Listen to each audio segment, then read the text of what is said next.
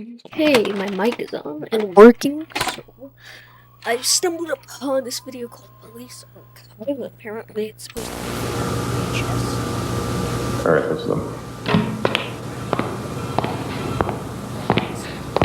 Hello, gentlemen. I'm Special Agent Edwards of the FBI. This is my partner, Agent Wallace.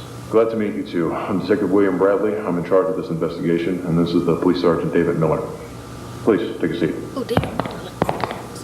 All right, so go ahead and give us the rundown on this case. Everything you guys know and everything you guys are suspicious of. If I'm not mistaken, this is a case of a serial murder, is that correct? Yes, sir, as well as theft and bribery, among others. Now, this relates back to a string of disappearances that started popping up about a year ago, all relating back to a kids' entertainment company called Fazbear Entertainment. This first case involved a man named John Roberts, whose family told us was a paranormal investigator. On the night of August 19th, 1985, around 2 o'clock, he was hired to look into the company's supernatural occurrences.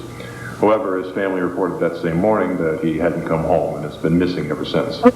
Now, originally we suspected that he had been kidnapped, but witnesses who live close to the restaurant strip mall lead us to believe a different story.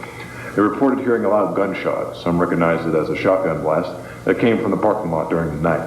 When we arrived on scene after a disturbance call about it that evening, we found shattered glass from a broken window pane that landed on the outside of the building. We did manage to find a small blood sample on the ground as well as fingerprints off the victim's equipment, confirming that this was him and he had indeed been murdered. However, we found nothing giving us any idea of who the actual killer was. So we asked the company if they might have caught the event on camera. Their response was that Mr. Roberts had requested that the building's power be shut off and that the building's entrance doors be unlocked for him to enter.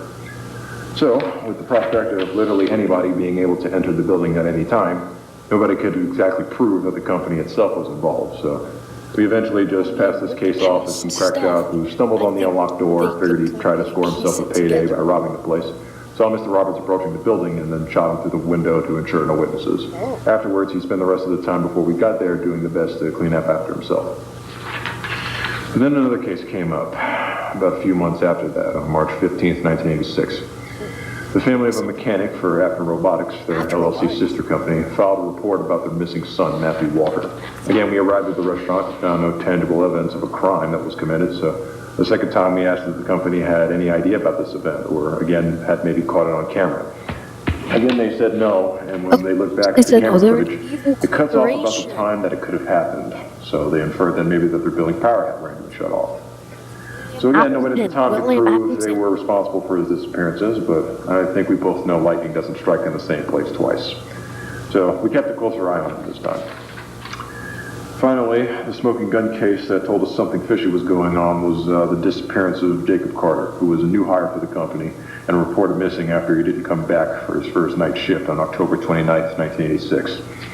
Again, no evidence of a crime could be found anywhere, but this time when we asked the company for the footage, they agreed, but discovered it had, quote, mysteriously gone missing as soon as they went to look for it. So you also have a sense of pattern here. 3 missing people are gone without a trace, and a suspiciously uncooperative company are seemingly covering up these incidents. And that's just the tip of the iceberg. Do also bear in mind that all of this is on top of 4 extra missing kids cases relating to the company as well. I unfortunately don't have the documents on hand with me right now since they were just requested by our CSIs a few minutes before this, but what I do still have is everything that happened afterwards, which is pretty much just shows that all these cases resulted in successful lawsuits by their respective families, costing the company millions in reparations and bringing them closer to bankruptcy. I see. Bankrupt What about this guy you caught last night? How does he fit into all this? Well, as of now, he's confessed to being the one responsible for everything we just mentioned. In front of you is everything we could find on him in our archives. He confessed that he murdered the 4 kids, Gabriel Martin, Jeremy and Susie Collins, and finally Fritz Robinson, as well as the additional 3 cases we just talked about, claiming that they were too close to discovering the truth. Which is? Well, that's the other thing. He's been real picky about... Go ahead and rerun the stuff and see if we can get this issue squared away, alright? Alright, sit tight for a minute. Is that NPC walk?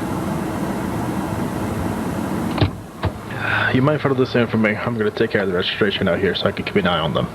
Yeah, sure thing. 3 Echo 10 to dispatch. 3 Echo 10, what you got? Got a commercial license I need you to check out for me. ready for the details.